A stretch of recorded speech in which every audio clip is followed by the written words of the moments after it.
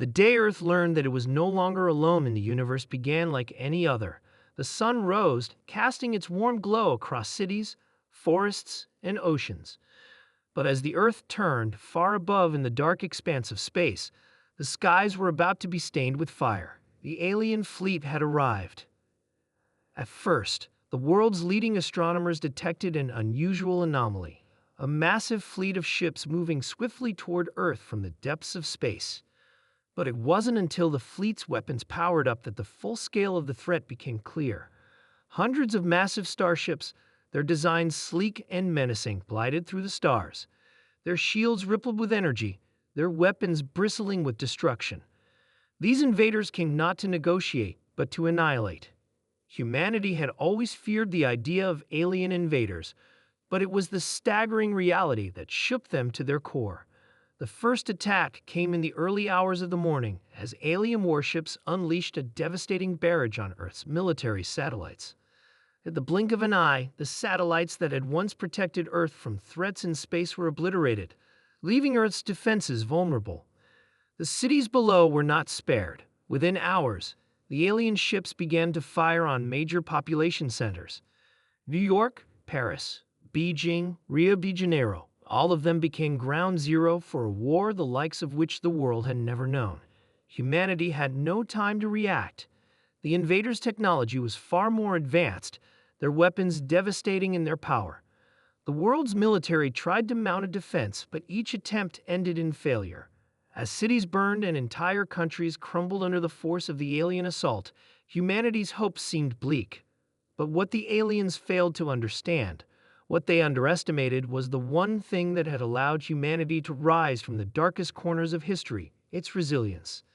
It began with the humans' greatest minds, the scientists, engineers, and strategists. While governments scrambled to respond, humanity's ingenuity came to the forefront. The survivors of the initial attacks retreated underground, regrouping in secret bases, gathering resources, and uniting across borders. Though the world had fractured in the chaos of war, one thing remained clear: humanity would not go down without a fight. In the hidden laboratories beneath the streets, scientists worked relentlessly. Their goal? To craft a weapon strong enough to fight back against the alien invaders. Their efforts focused on two key things: reverse engineering any alien technology they could capture and building on humanity's own strengths: ingenuity, determination, and creativity. Months passed, and slowly the tides began to turn. A breakthrough came when a team of engineers discovered a critical flaw in the alien fleet's command network.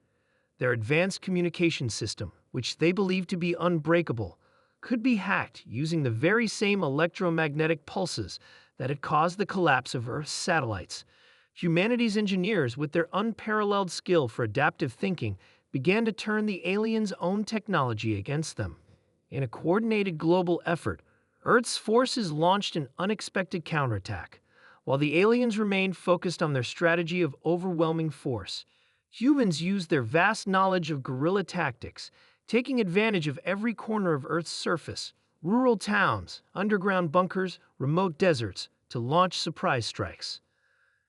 And then came the ultimate weapon.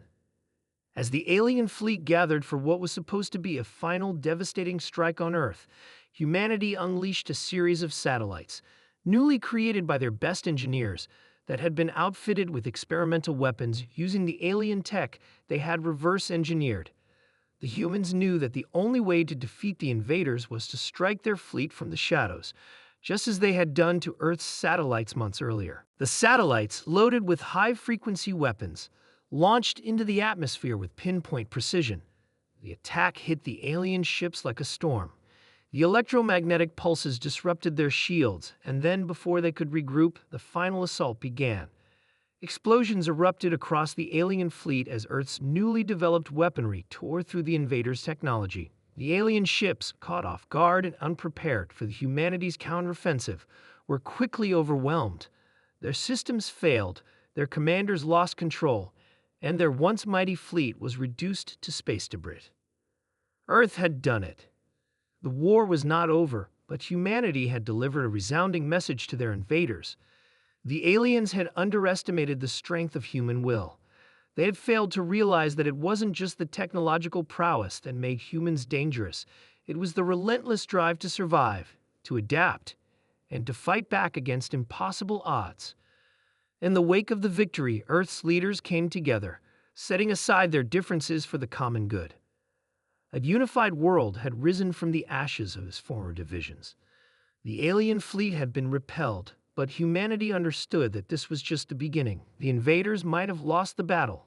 They would surely regroup. The question now was, would they dare to return? No matter the answer, one thing was certain. Earth had proven that humanity would never bow to invaders again.